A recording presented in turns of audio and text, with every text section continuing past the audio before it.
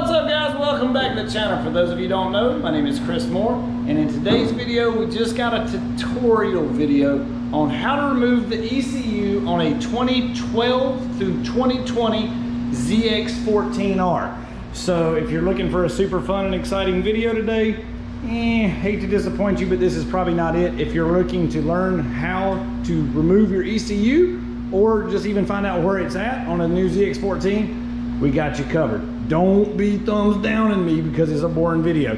Here we go, guys. First thing you're gonna do is remove the rear seat. I've already got that popped off with the key. And then right here is your toolkit, this little box. You're gonna open that box, remove the toolkit.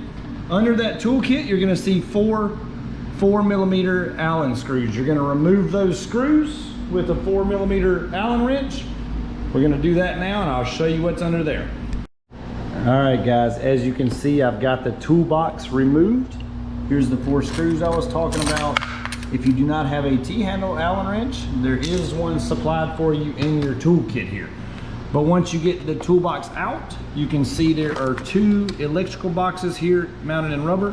You will unplug this bigger one. It has 2 large plug-in, one black, one tan color, and simply slide the ECU out of its rubber pouch right here, and then you can mail that in. moremafia.com, the address is on there, and then all the instructions you need to do to mail it in to get the ECU flashed to gain some more horsepower for your bike.